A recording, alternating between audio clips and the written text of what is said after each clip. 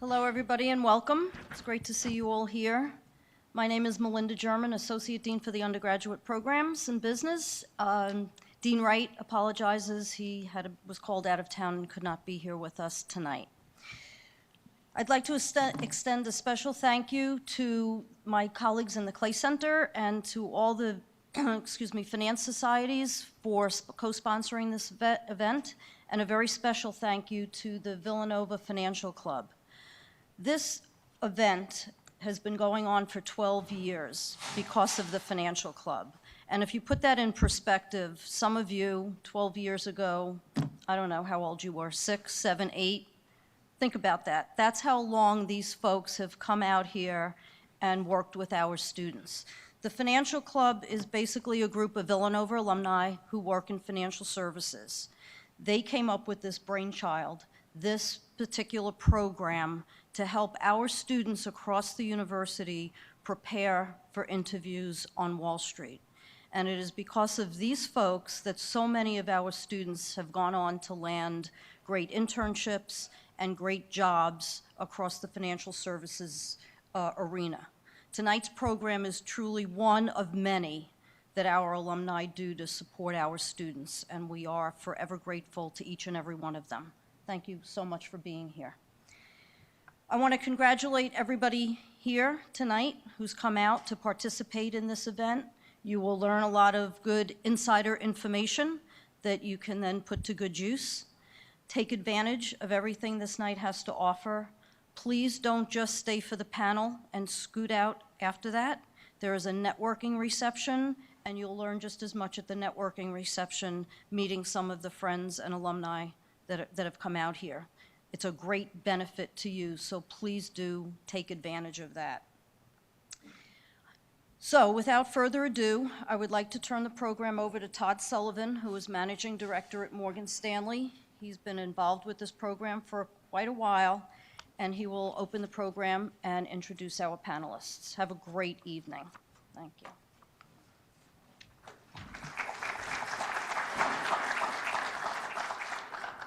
Thank you, Dean. See if we got, there we go. So up here we have my panelists listed. I'm going to ask each of you, as we'll work down the way, Tom, from you this way, introducing each of yourselves. I'm going to start with a couple things which I think all the panelists would agree with me on. One, thank you. All of you, every year, make us look a hell of a lot smarter than we actually are. This is a lot harder school to get into now, certainly than it was when Steve and I got in, and I won't necessarily throw the other three in the same bucket with us, but this is a lot tougher school to get into. It's a lot tougher school to graduate from, so thank you very much. You do make us look better every year, and I appreciate it. It's part of the reason we come back to help. Two, I have been doing this, I think I've been on this panel now for 6 or 7 years. It is a phenomenal experience. I wish it existed when I was here. I got where I am by dumb luck in the first couple steps, so hopefully you guys get a leg up on dumb luck. With some of the tips and techniques we give you tonight. And this, as the Dean just said, this is not the only thing we do during the year. There's lots of experiences, lots of opportunities to meet with the Villanova Finance Club and other alumni who are very actively involved on this campus. One of the most powerful things you have in your network is that you go to Villanova. There are lots of us who are very passionate about this school and helping you be successful, because the more successful you are, the more successful we are. Okay? And we mean it. So we'll start. Tom, you want to introduce yourself? Just give a couple minutes about what you do and the part of the business you're involved in. Absolutely. Hello, everyone. My name is Tom Tesauro. I graduated in 2012. I was a finance major. I work at Goldman Sachs. I've been there for a little over 3 years now, directly out of undergrad here. I work in investment-grade credit sales within the FIC division, fixed income, currencies, and commodities. I played baseball here for 3 years. I hope there are other athletes in the room. I can certainly relate. Thanks for having me. I am Steve Hanwacker. I graduated 2001 from Villanova. I work at Merrill Lynch in New York City. I'm on a wealth management team. There's 3 advisors, 1 assistant, and essentially what we do on a daily basis is work with our clients to help them achieve whatever goal they're looking to hit. These goals are anywhere from estate planning, retirement, education planning, asset allocation goals. So we cover a lot of ground with all of our clients, and we basically make their lives easier. and help them on a daily basis.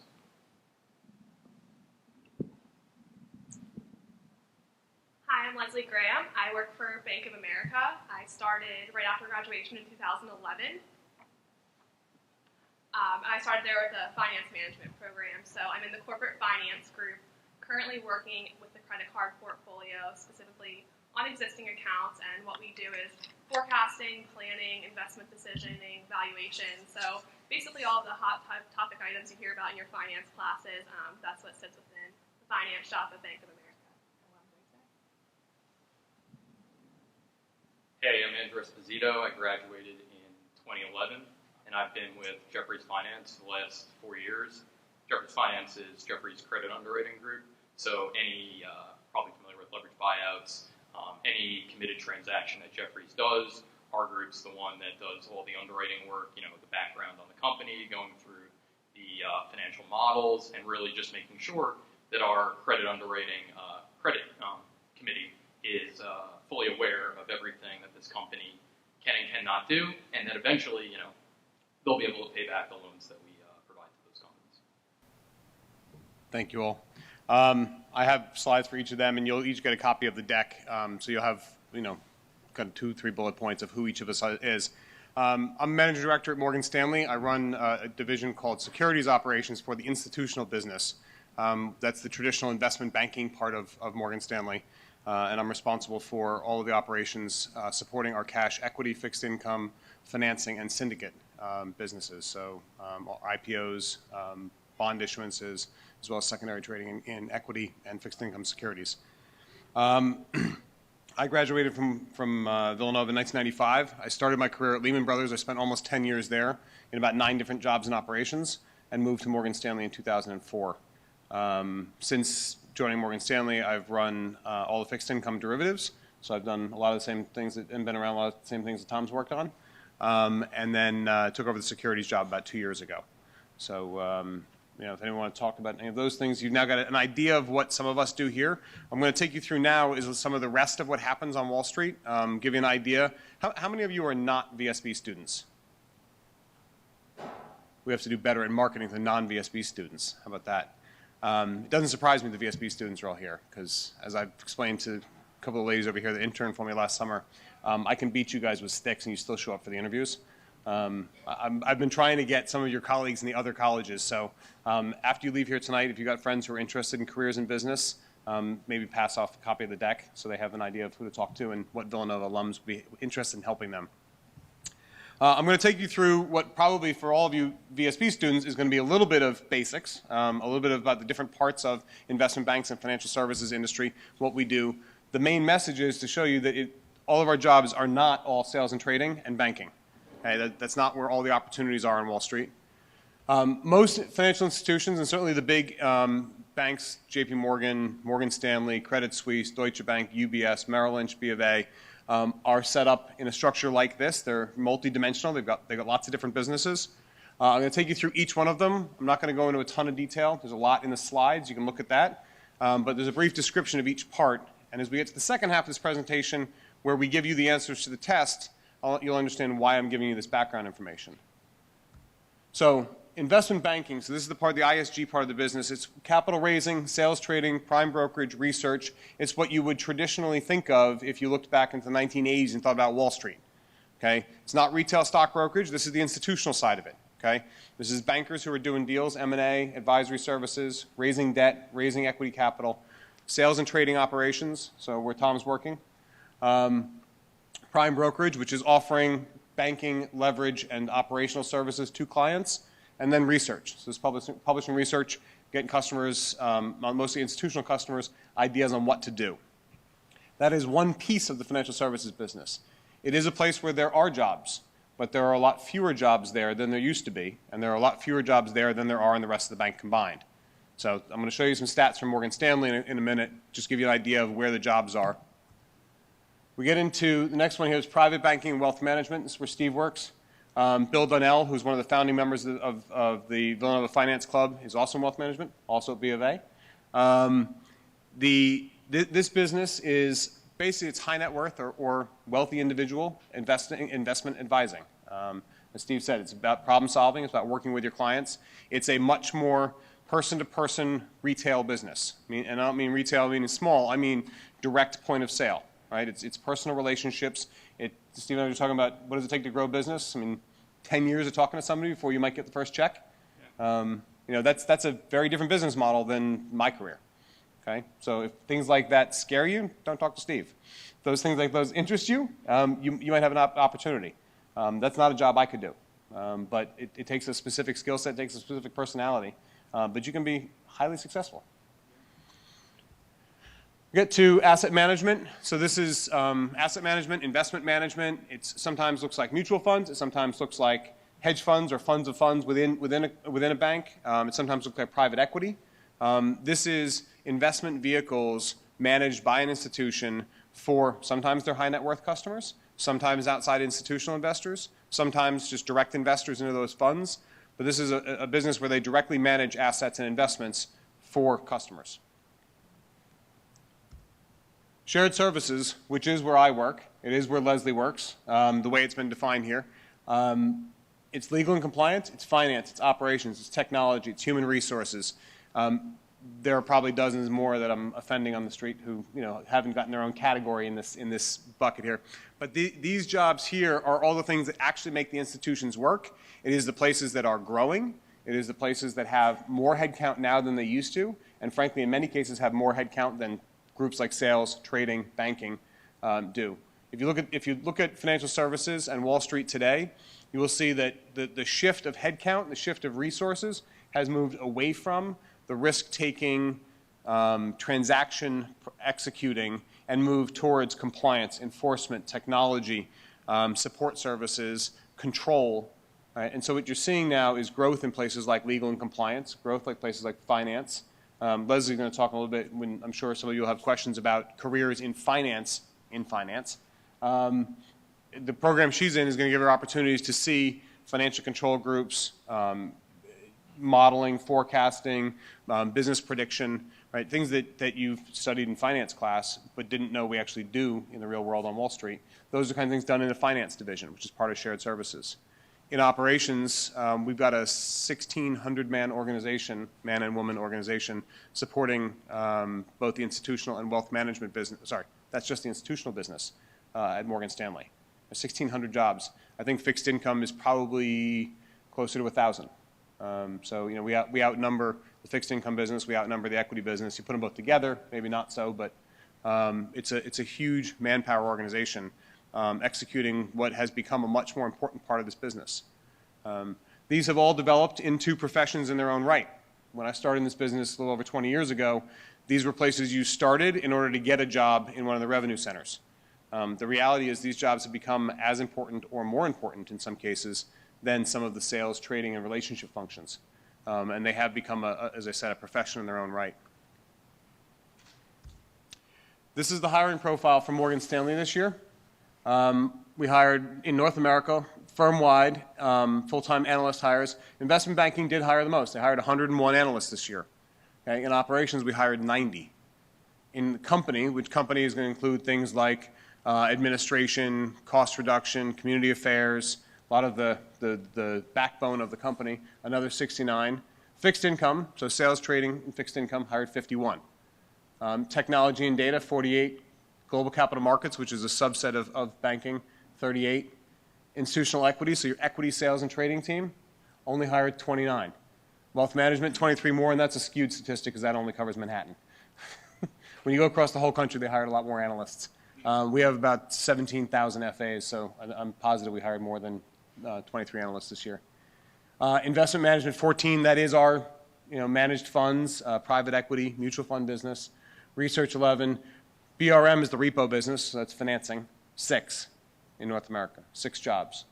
And commodities, 2. This isn't meant to scare anybody. It is meant to show you the distribution of where the jobs are. The reality is if you look in the top 3, 2 out of 3 are not revenue generating. Okay? That's where the jobs are on Wall Street, and it is a place where you can learn and build a career. Because trust me, our jobs are important. They're just different. If you're thinking about how do you get into financial services, how do you get from a Villanova to Wall Street or any of the financial centers in the country, the way you're going to do it is keeping your options open and thinking about the different types of jobs available. this is a data point to keep in mind. I'm going to next talk to you about preparing for the interview. And this is the reason why I gave you that little bit of prep.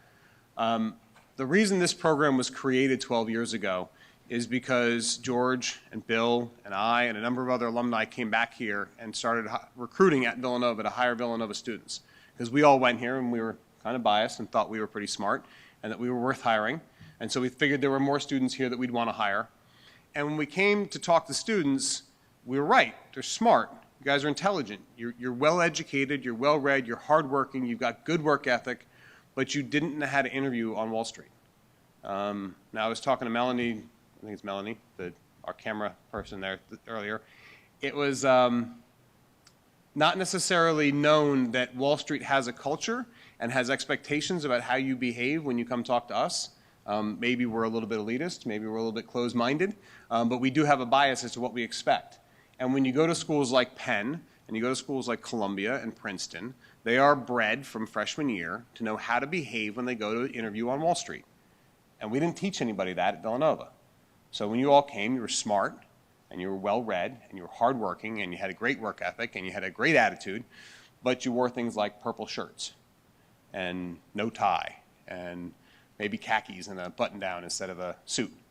And prepping the student, when you walked in, if you weren't talking to a Villanova alum and you weren't talking to somebody who was biased to want to hire a Villanova student, you were having a hard time getting jobs. And what we did with this program, and a lot of what we've been doing with the Villanova Finance Club, is about educating the students on, well, here's the rules. This is how it works, right? It doesn't mean you have to do these things to be successful, but I'm trying to up the odds so that you're much more likely to be successful. And so when we get through some of these basics, and again, they're going to be in the deck, you're going to get copies of them. I'm not going to read all of them to you, but I want you to think about what we're doing when we sit across the table from you. And then I want you to ask questions of the panel, because Steve and I have been doing this for a while, right? There are other 3 panelists. This is the first year we've got 3 panelists that are within 5 years of you guys, right? We've got 2 class of 11 and 1 class of 12 people up here. They've been through this process. They've learned a lot. Steve and I have been doing interviews for years. Any of you guys actually actively interviewing too? All right, terrific. So we've got both. They're familiar with both sides of the table. It's been a long time since I sat in your seat. But I do sit in the other seat a lot. So I'm happy to answer questions on that. And that's the point here. We're going to go through some of these things I want you to think about and things I want you to recognize we're looking for. But then I want you to ask questions about how you can set yourself up for success. Okay? So what do we look for in interns and full-timers? Well, let's start with why I put intern and full-time analysts. At Morgan Stanley, about 80 to 85% of our full-time hires come through our internship program. So how many of you are seniors? Well, the 4 that already have jobs I'm not worried about. For the rest of you guys who, if you don't have jobs, I'm telling you now, it's a steep uphill climb right now. Because jobs come from internships.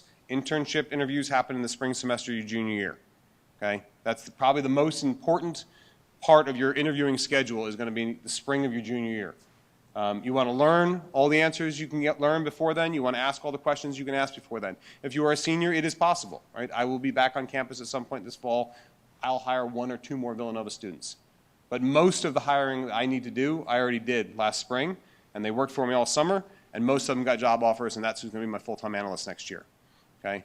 For those of you who are not yet seniors, that's the schedule you should be thinking to. So it's about interns and full-time hires because we do hire both, but internships is probably the most important because that's the widest doorway for you to walk through to get a job on Wall Street. Okay, we look at leadership roles, we look at grades, we look at awards, we look at varsity sports, looking for leadership, those kinds of things, work experience, test scores. Okay. What does that mean about Villanova? So what do you do on campus? What kind of recognition have you got? What kind of things are you associated with? What student organizations are you in? What teams do you play on? Right? If you're playing sports, Tom was talking about playing baseball here for 3 years. Right? If you walk in as an athlete from Villanova and you're sitting across the table from Tom, you've already got a connection. Right? You got things you can talk about. You can talk, but make sure you can talk about it. Right? Have a story for the things that are on your resume. Think about philanthropy. So Blue Key Society, Balloon Day, Special Olympics, campus ministries, any of these things. When you talk to an interviewer, especially if you're talking to an alumni interviewer, try to find some connections. Try to find some places where you can highlight what you've done in things that they're going to recognize from their experience on campus. Okay? If you look at the last box here, this is the one place where I edited George's slides a little bit. I added some new things here, although we weren't very successful in getting non-VSB students here tonight. Bridge Society in the Arts and Sciences School is a place where we can build networks to people who are non-business students interested in careers in business. They have networking events. They have a leadership group, just like the equity and fixed income societies. There's a Bridge Society. They have leadership groups. Get involved in these organizations. They're going to introduce you to alumni. They're going to introduce you to alumni who spend time here. And by the way, those are the alumni who come back to hire. Okay? 5 core competencies we look for: leadership, results orientation, intellect and problem solving, technical knowledge, and collaboration. Not all 5 are equally important for every role.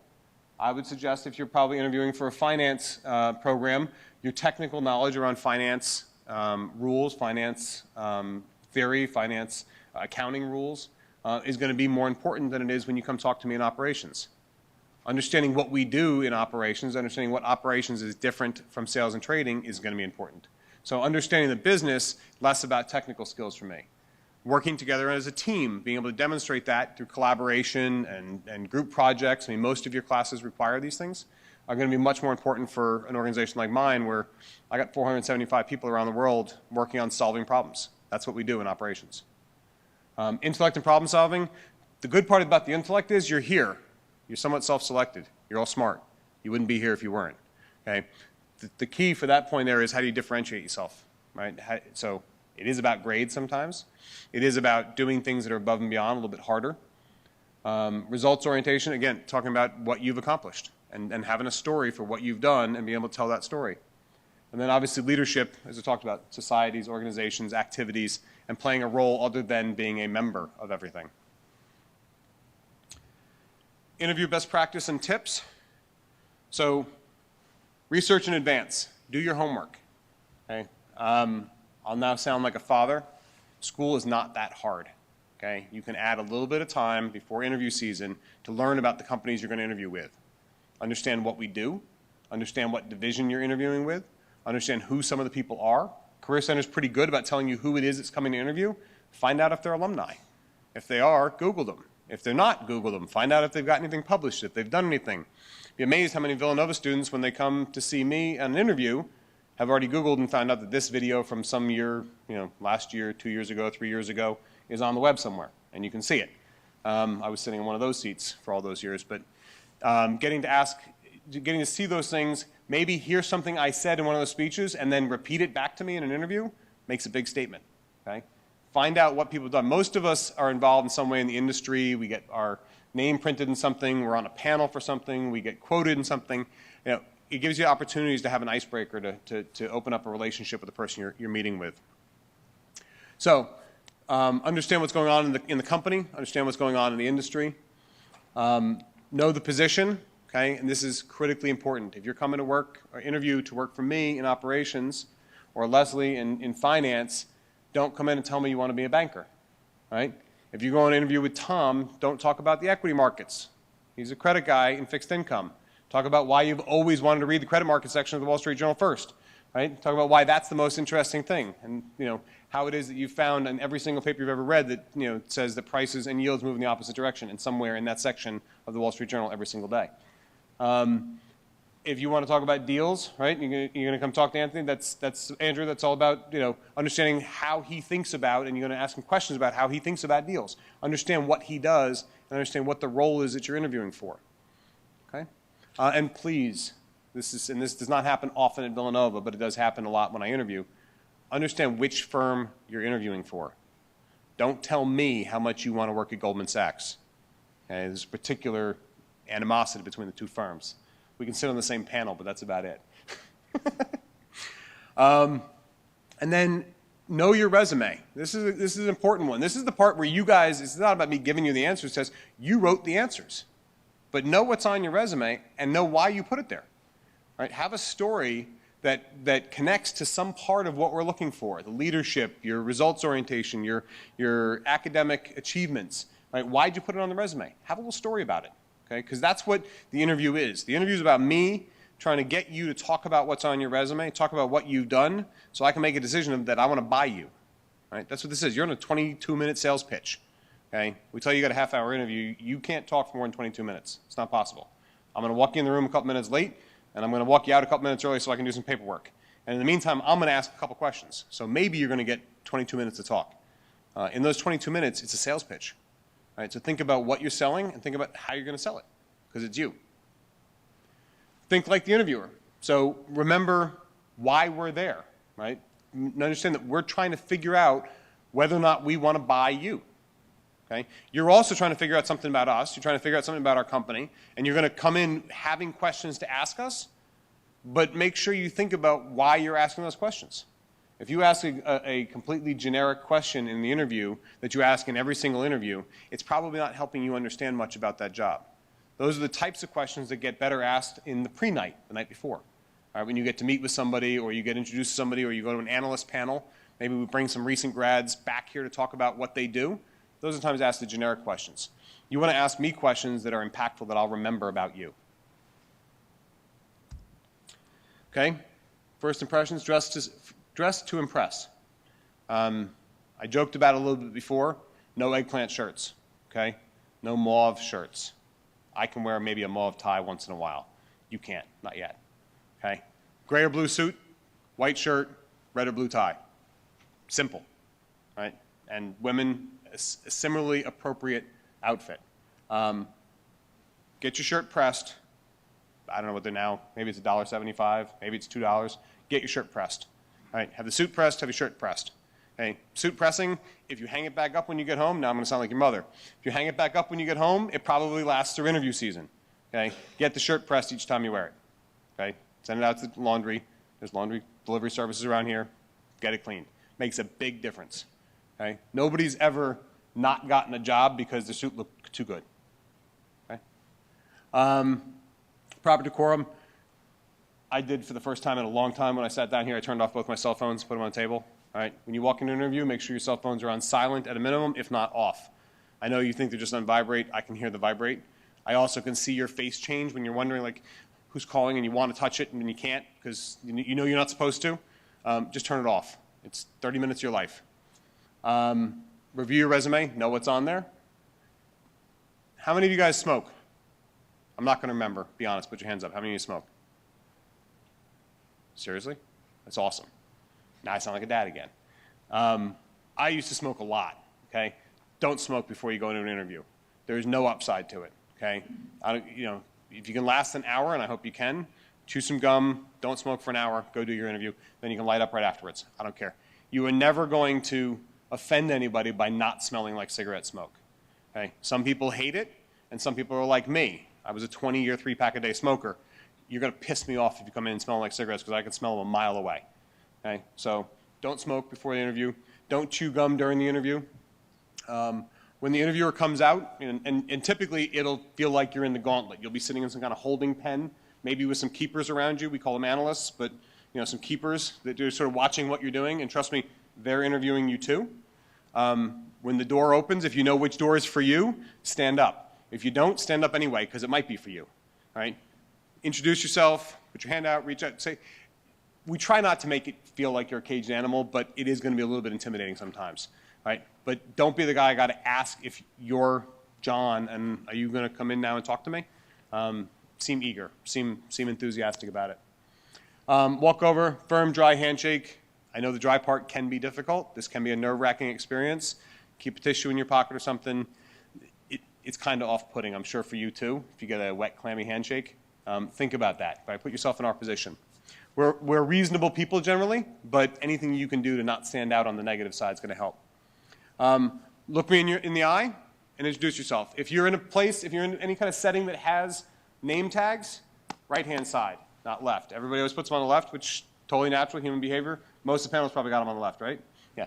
Put them on the right, because when you go to shake somebody's hand, you shake with your right hand. You reach with your right. You're looking at their right hand. Their name tag is right there. When they come here, they're seeing your name. Okay? It avoids the whole awkward, hey, looking for a name. So if you put it on the right, it makes it easier for people to see your name. Smile. It's a big one, right? Changes attitudes completely. Have questions ready for the interviewer, right? Think about what you want to ask. If you've done some research about them, this is the time to show off, right? This is the time to say, I read this piece that you wrote, or I saw a video where you spoke at this event, and you raised an interesting point. Can you tell me some more about that? Right? Or you can tell me how it is that that topic affects your day-to-day job. Right? Think about who you're asking the question of. If you're interviewing with somebody who's a class of 11, class of 12, class of 10 grad this year, you can ask questions like, so what is a day in the program you've been in like? Right? What is it like to be in the program you're in? If you ask me what a typical day in your life is, my wife doesn't even care. I don't know why you would care. You're 22 years from doing what I'm doing. So it's not really, think about what you're going to get from asking that question. Because asking me to explain a typical day doesn't do anything but, you know, if you're writing my bio, I guess, you can write something about me, but it's not going to help you understand what your job's going to be like. When you're talking to a recent grad, you're talking to an analyst, you're talking about somebody who's in the program you're applying to get into, it's useful information. You might ask questions of, are there people here today that have been through this recently that I can talk to after I'm done with the interview? That's actually a reasonable and intelligent question to ask. Right? For any of you who want to know about Morgan Stanley and working for Morgan Stanley in operations, there's 4 young women over here who all worked for me last summer. Right? They've all got jobs after graduation, coming back to work for us again. So you can ask them about what it's like. Sorry, I told you I'd put you to work. And then when you finish the interview and you've asked your questions and you've talked to the interviewer and you've filled your 30 minutes, you're not done. Okay? Write a thank you note. It's amazing, and I was just talking to Brenda earlier, and I come down every year for the SBI, and I teach or do a sort of just-in-time networking class for the Summer Business Institute students. And every year I do it, I tell people, I really like thank you notes. And any Villanova student who sends me a thank you note, I save those thank you notes, and at some point in the future, you need something, and you call me and you say, Todd, you know, I'd like help with an interview, I'd like to get introduced to somebody, I'd like to network, can I come talk to you? I look through that pile. And if I had spoken to you at some point, and especially if you tell me, you know, you came and spoke to my SBI class, or you spoke at a Bridge Society event, or if you sent me a thank you note, I will move mountains to help you, right? You went to Villanova, which helps. But if you actually took the time to send the thank you note when you had nothing to do but just thank me, right? I keep those, and they move with me as I go from job to job. I go through that list, and if you sent me one of those notes, I will do everything in my power to help you. If you didn't, it goes on that list of stuff I got to do eventually, okay? Every year, I come and talk to the SBI class, and every year, I speak to almost 100 students, and every year, there's fewer than 10 who send me thank you notes. Now, that's a free option, right? Not everybody will give you that option for that cheap a price, but I'm telling you, that's the price of the option on my time. Okay? Write me a thank you note. Tell me you appreciated me coming down and doing this. Most alumni, most interviewers, most people who are involved in recruiting have a similar kind of payback for you doing something simple as saying thank you. Okay? This is our second job for all of us. Okay? We all have day jobs, and we do this because we want to help, but we also do it because we like to be thanked for doing it. We like to be appreciated. So when somebody interviews you, whether they give you a job or not, you send them a thank you note, you are never going to do any harm. I'm not telling you you'll ever know what the value of that thank you note was, but you will not do any harm, I assure you. Okay? Now, the next page just says the word questions on it. And before we get to that, I want to walk you through a couple of things, just logistics, and then I do hope you're going to ask some questions to the panelists. Logistics are most of the interviewing, certainly for the bigger banks, work in a form of on-campus interviews for first round, which means there's a resume drop date. You have to apply for a job, you put your resume in, you fill out the application if there is one, and you hope to be selected. Okay? You're going to apply for lots of programs, lots of jobs, because you want to get as many opportunities as you can. If you get called for an interview, those interviews typically happen on campus, the Career Center usually. Sometimes they're in Bartley, but usually in the Career Center. And you'll meet with 1 or 2 people typically in that first round. And those are what they usually call professional fit interviews. We decide whether or not we even want to talk to you anymore. Okay? Those sometimes are done by alumni who actually know the jobs. Sometimes they're done by human resources, people who are professionals at screening candidates. Okay? And typically after that, there's a weed down process and a selection for second round interviews. Okay? If you get called for second round interviews, Morgan Stanley, because we interview so many people at the same time when we come to campus, we will do second rounds here on campus as well. The interviews tend to be different. They're obviously much more competitive. And it's after that you typically have a selection day. Other companies they'll come here for first round, they might interview a dozen kids first round, pick 4 that they're going to call back to a second round. That second round is back at their headquarters, and it's called a super day. Okay? You might be involved there where you get called back to a super day. It might be on a Monday or a Friday, or it might be on a Saturday or Sunday. and you come into, I know Credit Suisse does it this way, Goldman might do some. Certainly most of the revenue centers, the trading, sales, banking, tend to do these super days on campus, meaning on their headquarters, where they'll bring back the 4 Villanova students and the 4 kids from Penn and the 4 kids from Princeton and a couple from Columbia and a couple from Harvard, and they all come in, and then you're competing against all of those other students in that second round interview for the final decision. Okay? If you get called for that, know that the dynamics change. When you're here, it's all Villanova students. It's your friends sitting in that holding area waiting with you. You can talk a little bit. Might be some alumni there that you can talk with, and maybe people you know. When you're at Super Day, it's going to be intimidating. You're in a room with a whole bunch of people you don't know, and you know you're all competing for the same job. Okay? That's just the logistics of how that works. And now I will open it up for questions, and hopefully you guys have some questions for us.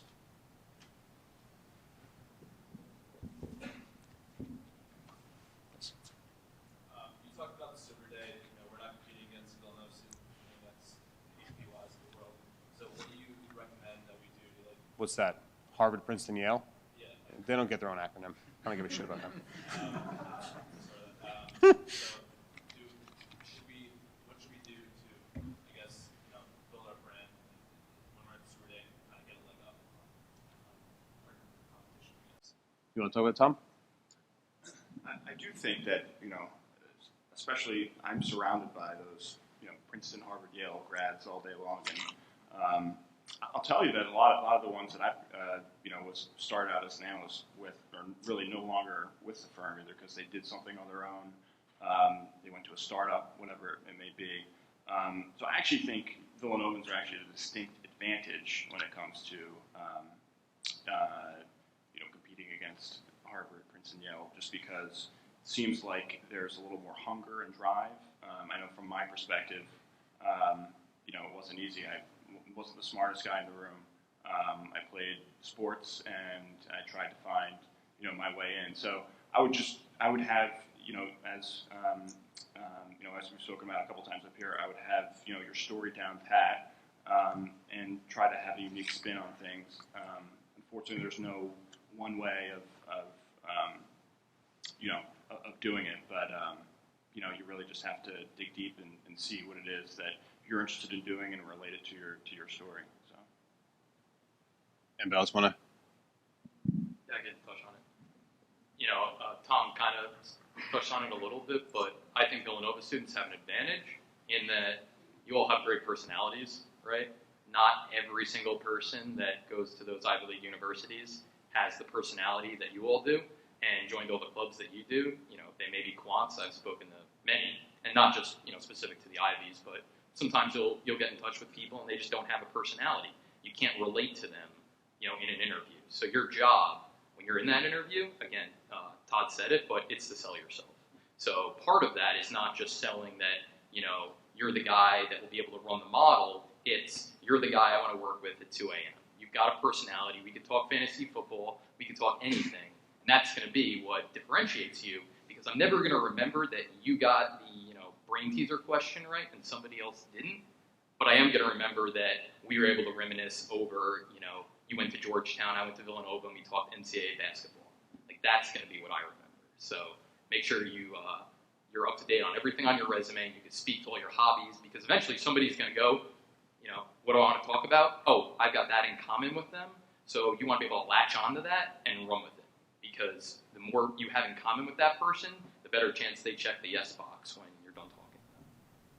The other thing I would add is there's little to do that day. When you show up for the Super Day, there's not a whole lot you can do other than, being yourself, being an interesting person that somebody wants to hire.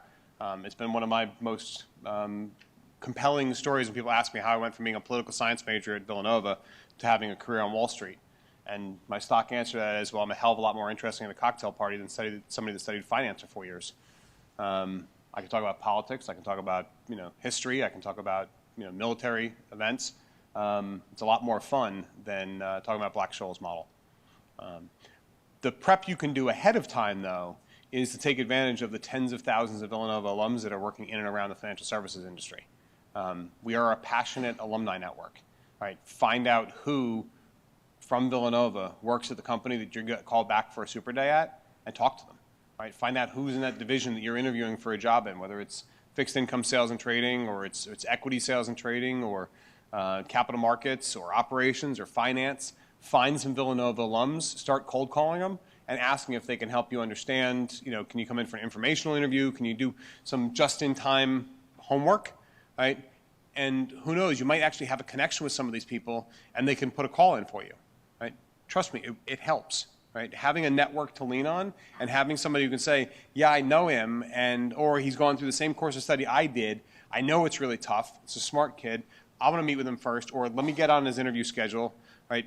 All of those things help dramatically, because it takes what was otherwise a 22-minute experience somebody has, and that's it, to some other things they can connect to you and give you credit for. Okay? I'm curious. You mentioned that for the interview day, you only want to show up in a navy suit, white shirt, and a simple tie. I'm curious, is it not an idea to show up in maybe something a little bit, not necessarily over the top, but something more memorable? I'm just curious. It could be, okay. I don't know. So I have a story with that one when we were interviewing. He was dressed appropriately, but he had a pen behind his ear. And we talked about him the rest of the time as the guy with the pen behind his ear. And it wasn't something, it was a differentiator, but not in a good way. Someone straight up said, I don't think I want to work with the type of person who wants to sit across from an executive and interview with a pen behind their ear. So you want to always be aware of how you're differentiating yourself. Probably don't do it through your dress. Do it through what you're saying and the questions you're asking, because there's more of a probability that you're differentiating yourself through something you're wearing. It's going to come back on you later. All right, thank you. Now, and I will acknowledge that I now sound like your father, or maybe your grandfather. But the reality is I'm more likely to be the guy sitting across the table from you than one of your peers. You guys are all millennials, right? It's a term you may not like, but it's very easy for me to use it to describe you as a generation. And you are taking over, okay? Generation X runs Wall Street, right? Baby boomers run most other industries, but Generation X, my generation, runs Wall Street. But we are half the size of you. You will take over in a couple of years. In 3 years, you're going to be 60% of the workforce.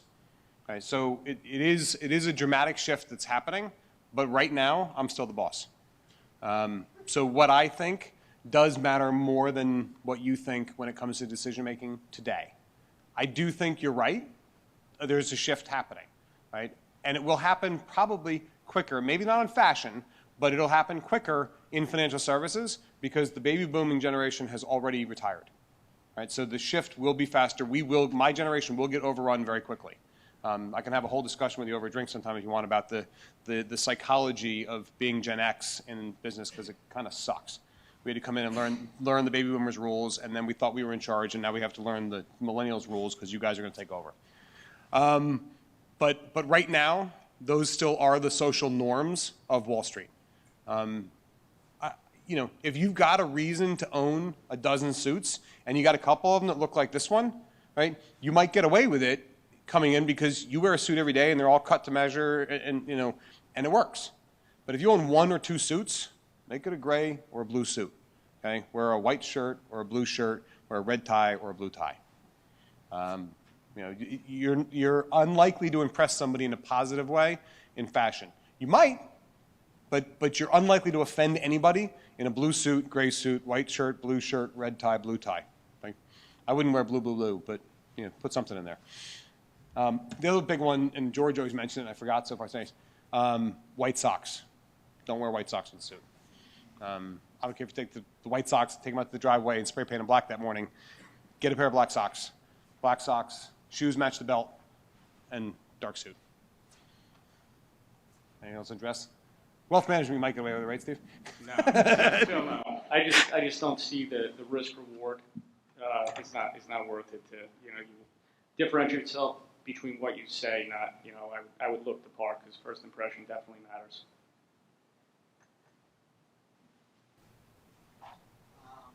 So say somebody came and spoke and they had a presentation that I really liked.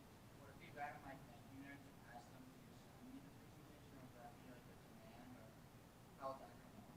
No, and certainly if somebody talks to you in an interview and references someplace they spoke, ask them to say, can I get a copy of that? Or is there a way I can find out more about what you said? Or can I get the text of your speech? Or those are all reasonable requests. And more importantly, what it does is reminds the interviewer of what you talked about.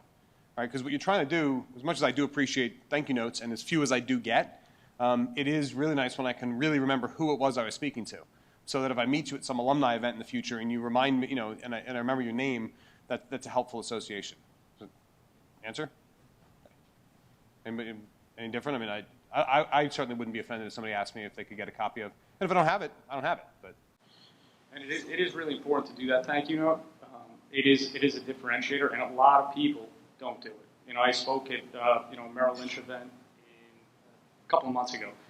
Got a few thank yous, and a few people actually, I've recognized some face in this room, we actually grabbed coffee afterwards because they followed up, and not even the first time. I might ignore you the first time. They followed up again, and then we grabbed coffee, networked, because I'm not going to refer somebody to any of my peers or my friends who I don't think is a good fit, because it's a reflection directly on me. So differentiating yourself, follow-up is very important, and that thank you card. Small example, we recently hired an intern. We liked 2 candidates a lot. It was a flip of a coin. One didn't send a thank you, so they didn't get the internship. So it's really important, just the follow-up is, and that's what I do. What you guys are trying to do, finding a job, is what I do every day. I'm constantly networking with people. It's a numbers game.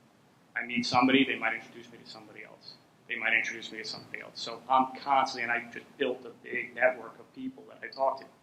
So it's, it's very important for you guys.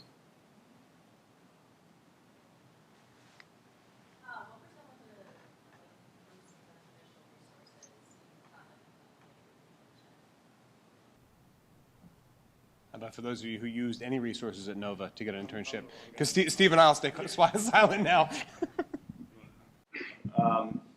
I use the alumni. I mean, it's as simple as that. And of course, the Clay Center in the back. I use Bloomberg terminals. I mean, everything is here. It's at your fingertips. You might as well use it. I would say the most important thing, I think, why the school is worth as much as it costs to go here each year, is the alumni. And so make sure you guys use it, reach out to people, try to get involved, go to as many different events as you can, and constantly stay in contact. I'll tell you, when I wouldn't say the only reason that I'm at Goldman, but one of the larger reasons I'm at Goldman is because when I committed to play baseball at Villanova, I reached out to a guy named Justin Gamelik my junior year of high school, and he remembered that. And we stayed in contact, and I'm at Goldman, and he's my boss. So the Villanova presence goes a long way. Yeah, Tommy hit it on the head, but I would just add, I think it's important to just find a mentor here. It's the only reason I found my way into the job that I did. I had a guy who was in my fraternity who I interviewed, who was part of what we had to do in the fraternity, but I interviewed him, and I asked him, what do you do? And he said investment banking. So I had no idea what that was. And he basically walked me through it. And for the next 2, and then he did MSF, so 3 years, he was my resource here. And he was a guy, not 20 years older than me, but a guy literally a couple of years older than me that I could relate to, who was going through the process just 2 years ahead of me. So I was just mimicking his every step and then taking what he did well and then kind of implementing it into my arsenal to get better. Joining societies is the other major thing you have to do, especially if you're a freshman, sophomore. If you're in the equity society, the head of equity society used to send me, he'd be like, hey, give me your resume. I've got an opportunity at Goldman. They've only given it to the equity society. It's not going through the school. It's just, hey, reach out to your 2 best people and send me their resumes. So you have to join societies. You have to reach out to the seniors, get to know them. They're the ones with the great networks they've already built, and just replicate that. The last thing I'll add to that is when you leave here, you'll have to turn that around and start paying it back, and you'll start getting onto Bill Donnell's email distributions. You'll find out about every job on Wall Street that's available only to Villanova students, Villanova grads, Villanova alumni, Villanova networks. There's a whole private job market that goes around just the emails that Bill has, and I don't know how many tens of thousands of people must be on his distribution. Basketball season gets a little bit overwhelming because we get every day, every newspaper in the Philadelphia area summarized in an email. about what happened with Wildcats last night, and then there's a whole section on jobs and alumni networks and, you know, contact lists. And then if you're a fraternity brother of his, like I am, you also get the whole fraternity alumni network, all the jobs and contacts that come there too. This school has an amazing alumni network. Use it. The other thing I'd suggest as you talk to the upperclassmen is talk to the seniors about how they got their job last summer, right? Talk to the juniors about what they're doing to prep for it. I mean, how many of you are freshmen and sophomores? Awesome, because you haven't failed the test yet, all right? You still got a chance. So talk to your, you know, if you're in a fraternity, you're in a sorority, you're in a society, you're in a group, you're active on campus, talk to the people you hang out with about how they did the thing you're trying to do, right? You don't have to go as far as the alumni, but trust me, there are tens of thousands of alumni who will help you. Okay, there's a question back here somewhere. Go ahead.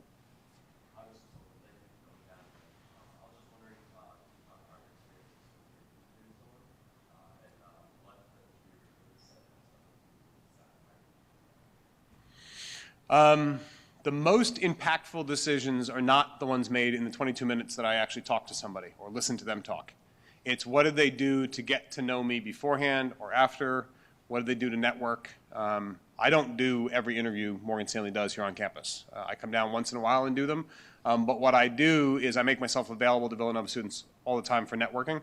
And I don't know, Ann, when did you reach out to me? Sophomore year? Yeah.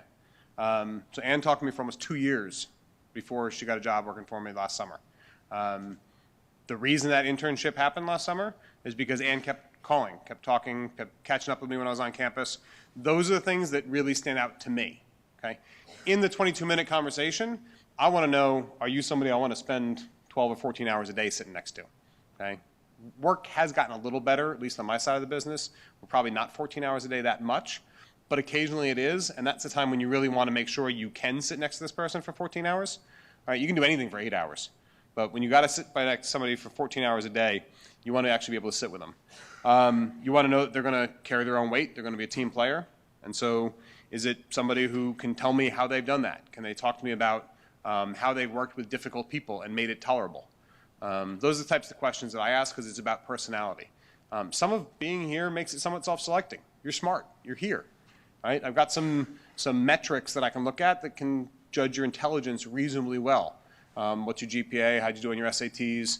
Right? And then what course of study are you following? And then can you tell me why? Right? I want to figure out how your brain works, what makes you tick. How many of you guys? Things that real big like clinchers for you, or how about the alternative? Complete turnoffs. Leslie looked like she had something for the other side. I would just say never underestimate both the pre-interview reception, so always make an effort to go to those if you're interviewing, and also don't underestimate the people sitting not in the interviewer's room, but the ones outside. After you interview, we all talk to each other. They ask our opinions, so you can really make or break your impression before you even step into that interview room. So if you say something that stands out to me at the pre-reception, if it's down at Yang Ming or somewhere near campus, I guess they're closed now, I heard, then that's a really good thing. It doesn't necessarily have to be in the interview room. You're going to get your job probably not there. You're going to get it somewhere else. Yeah, I think the luck part played out in you getting selected for an interview, right? The way you stack the deck in your favor is just that. It's the analyst panel. When I come down in the fall and I bring 4 or 5 recent grads, almost always all Villanova grads, back here to talk about what it's like working for operations at Morgan Stanley, and we come down this fall, go to that event. I'll get 15 or 20 people show up, right? You're not sitting in a room with this, it's 15 or 20 of you with 5 or 6 of us. It's a great opportunity to meet some people. Right? It's a great opportunity to see somebody who you literally might know from when you were in school here with them, all right? When they were in school with you, rather, because they've got a job now. Right, making that connection, talking to them, and then they can go talk you up when they go back to work.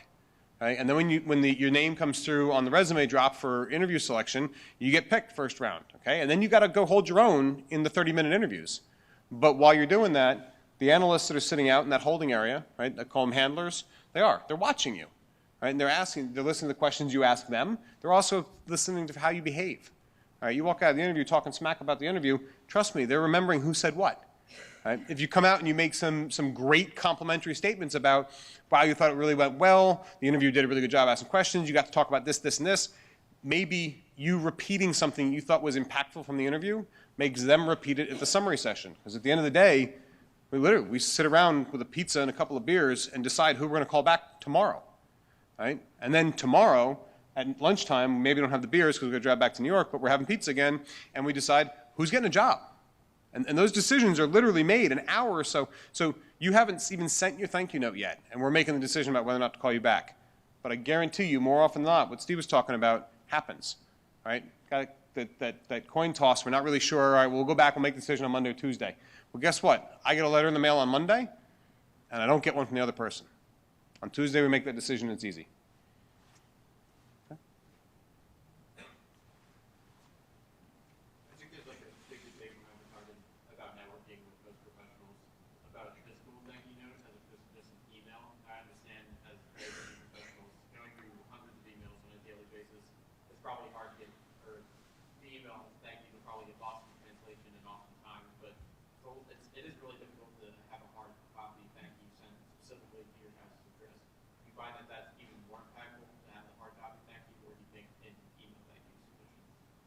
I'll let the 11s and 12s answer first. I would say email, just because it gets there more quickly. We are making these decisions very quickly about hiring. Obviously, we'll keep it forever if we'd like you to go back to it later. But if my email gets there tomorrow and your letter gets there in 4 days, that hiring decision could have been made on day 3. So I would say go with the email.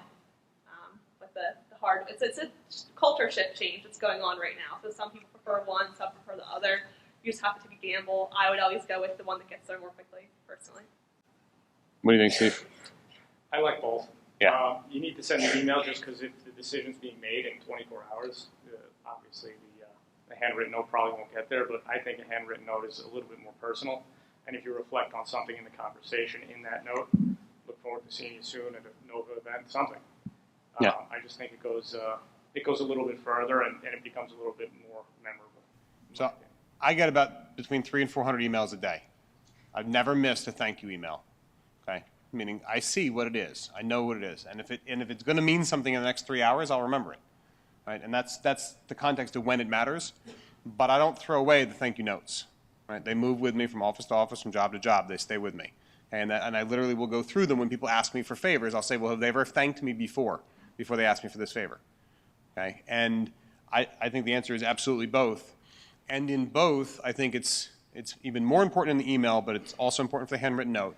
But the email one, tell me why I should remember you. Right? What did we talk about? What was the thing that you walked away from the interview as your little nugget, and that's what you want to remind me of? Because 3 hours from now, 4 hours from now, after I've met with 12 people, right, I need a prompt to tell me why it is that I want to talk to you again. So I think the email can't be a blast thank you to the 3 people you met with. Right? It's got to be, what did we talk about that's going to make me remember you? Right? If you do that, it can be very effective in the immediate decision making. But buying that long-term option on my time, right, costs a handwritten note. It's cheap. I know stamps are still less than $1, right?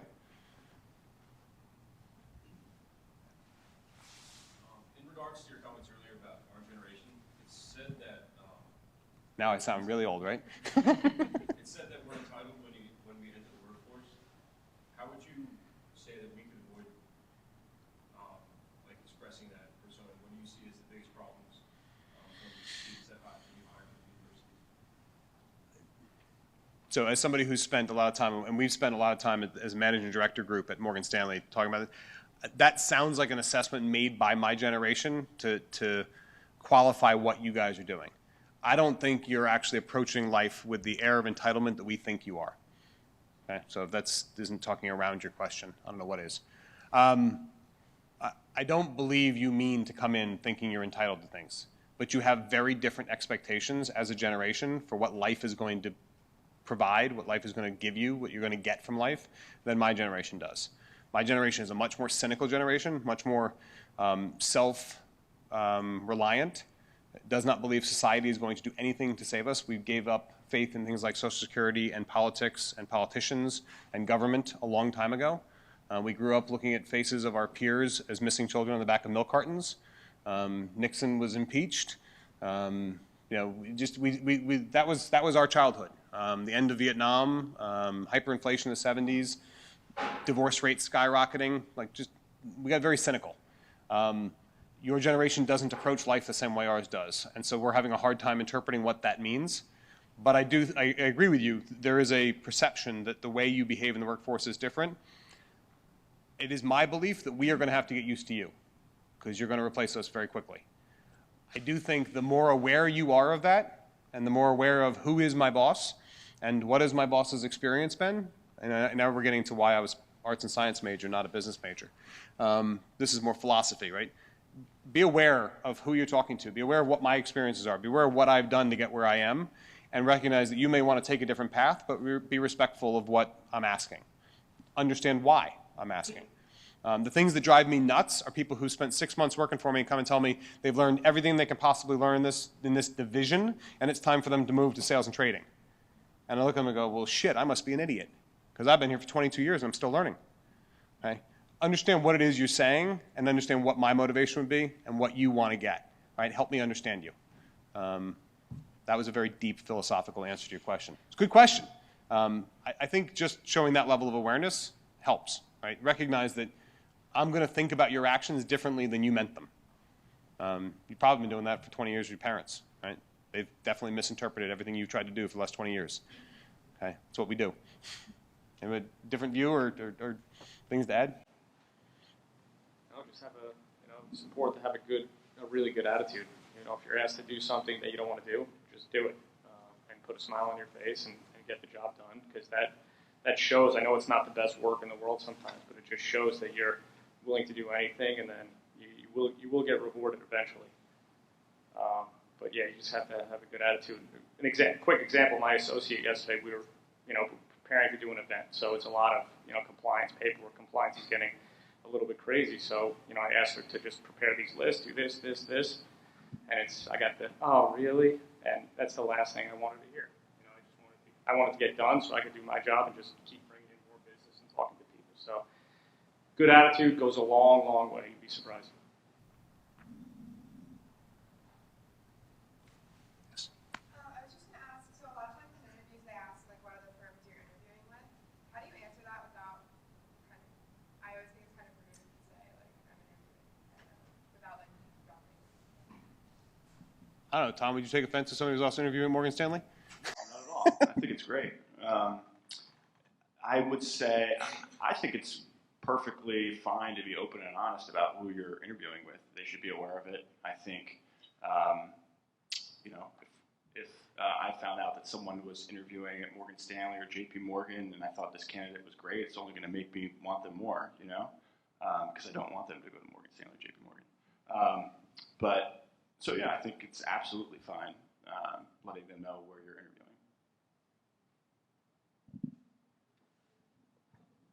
Yeah, I agree.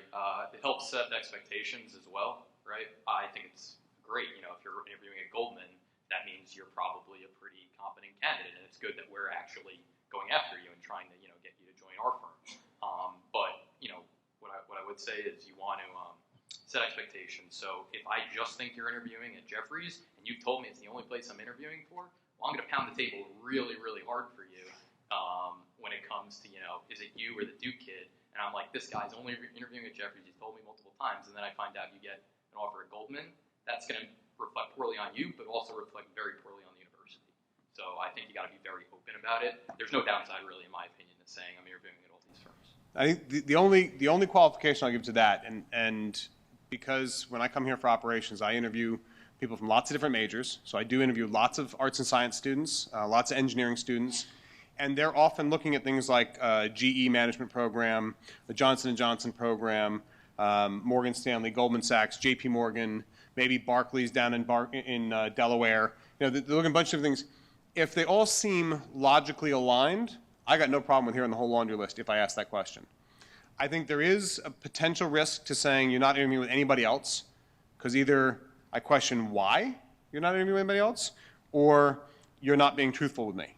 And neither of those is a good outcome. So I think you probably want some diversity. I do think if you've already interned with Jefferies and that's the job you want, and you've been working this network for 3 years, like, okay, there's a compelling reason to have that very focused approach.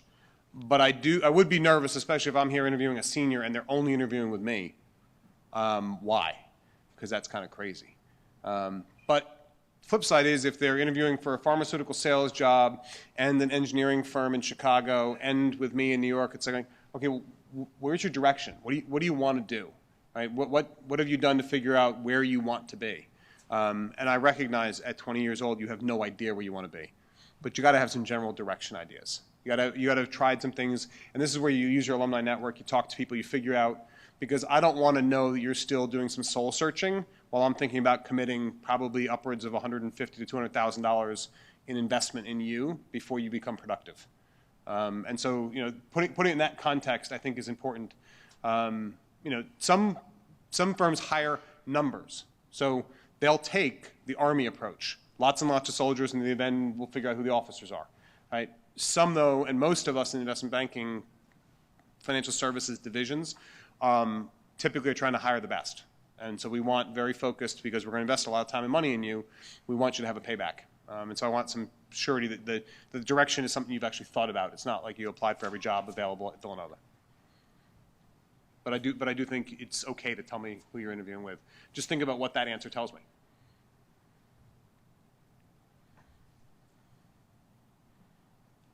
Yes.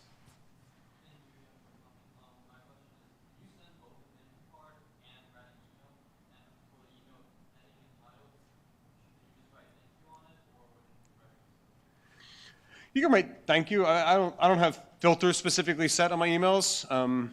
Maybe you guys do, and you're better at more efficiently using electronic communication. But I don't. I think today's interview, thank you, thanks from Villanova, any of those things can work. The reality is, if you're sending the email, it's the day of the interview. If you're writing the note, it's written and mailed the day of the interview. Writing me an email 3 days after the interview kind of defeats the purpose of the email, because I don't know why this person just sent me an email. Because there was no prompt to keep you stuck in my head 12 hours after the interview. We got a specifically catchy or working subject line? Yeah. A lot of times interviewers ask you your greatest weakness. What's a good way that you can answer that in an impactful way? I don't know, Leslie, what's your greatest weakness? What's my greatest weakness?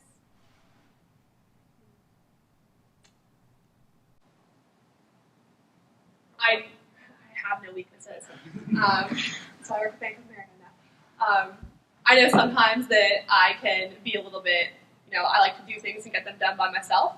So I have to be able to relinquish control. But part of that's because I am very organized, and I just have to be able to mix that along with working with other people to stay on task. So being able to use communication skills really helps me to negate that weakness that I have of kind of having to have a little bit more control. I don't know. It's a classic interview question. I don't understand the value people necessarily get from it. I know lots of people do ask it. I don't think you can avoid it. You have to answer it.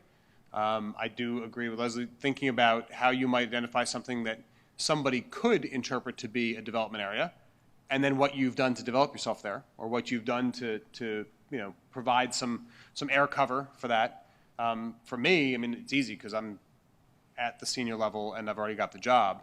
There are certain parts of my job that I hate doing, so I just hire people who work for me who love doing them.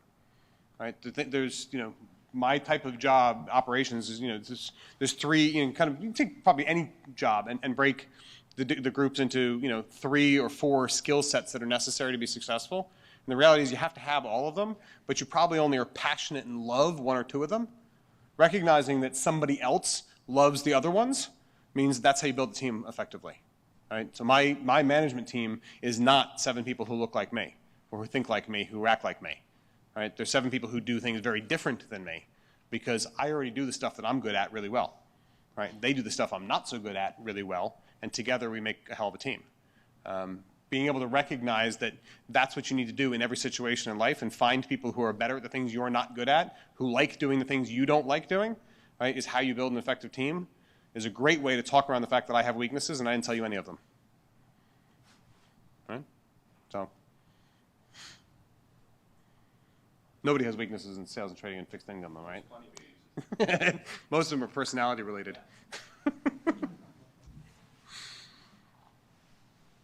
Yes, sir. So my question is, aside from dressing, is there any other social or like behavioral norms in Wall Street we should know? The 3-martini lunch is over. I don't know how many of you guys saw The Wolf. Yeah, that doesn't happen. I mean, those days are long gone that you see in, I mean, I wasn't around for them, but I can tell you right now. I wasn't even around for them.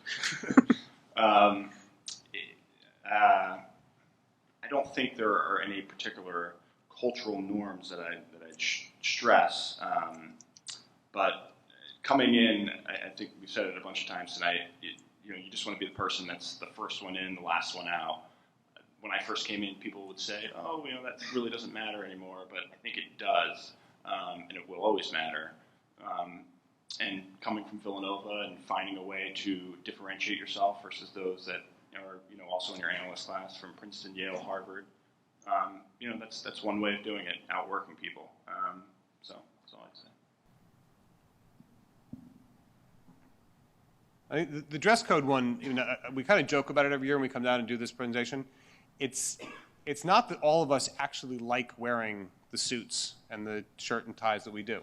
Right? You guys don't dress like this on the weekends, right? I don't. I'm as often in jeans and leather riding a motorcycle, or in camouflage hunting something, depending on what season it is. I never wear a suit on the weekends, but it's a uniform. I go to work, and it's the uniform I wear to work. Recognizing that, and over time, your generation will change parts of that.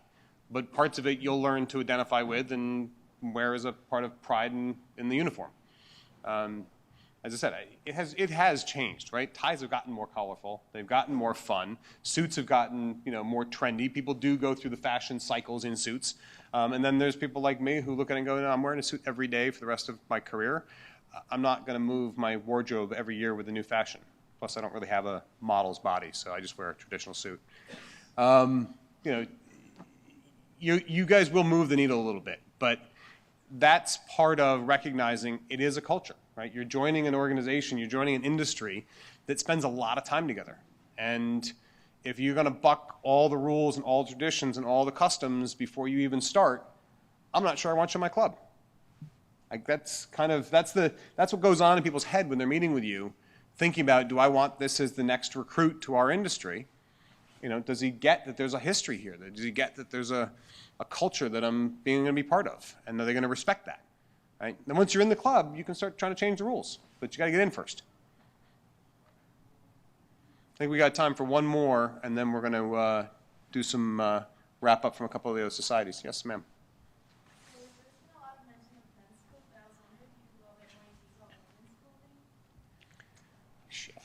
Go ahead, Leslie. Thank God we got a woman on the panel.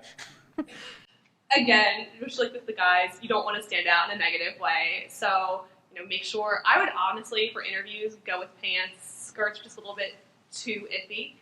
Make sure it is kind of, right above your knee if you're going to do a skirt. Don't do anything too low cut.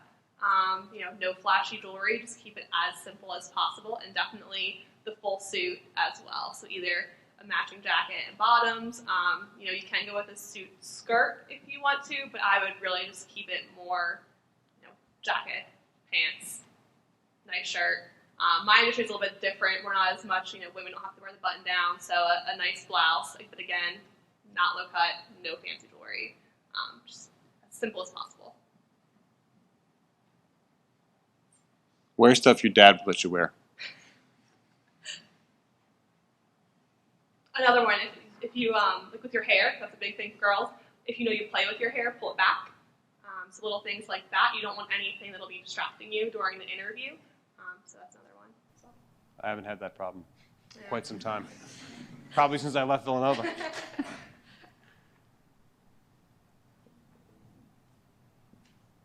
Michelle, are we good?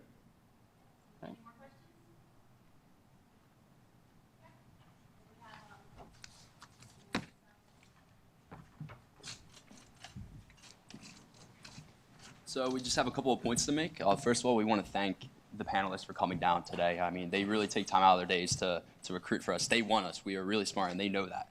We just have to give them a reason to hire us, and that's what they're here for. And that's everybody. I expect everybody to reach out, not just to them, but to all the alumni that we have coming down the campus, because it's definitely in your best interest. So for that, let's give them a round of applause.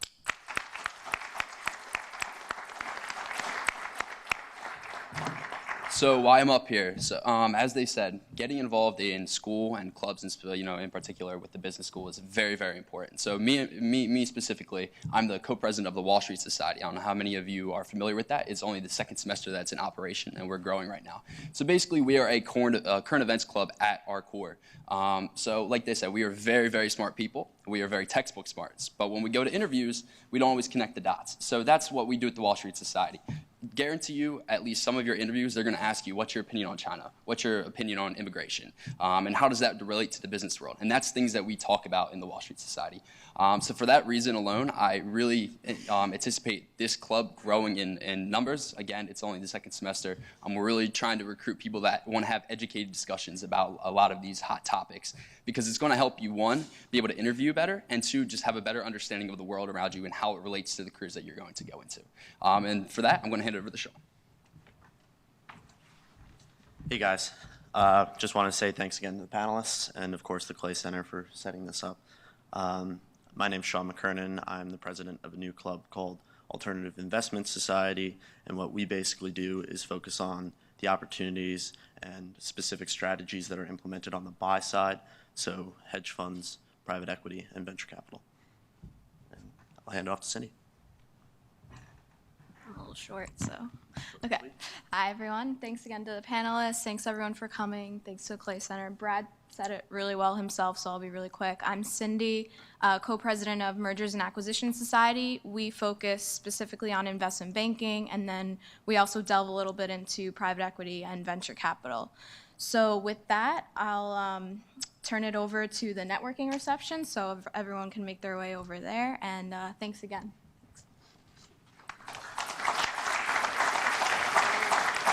Wanted to real quickly to thank all you guys. Thank you guys again for coming out. Thank you guys for coming here.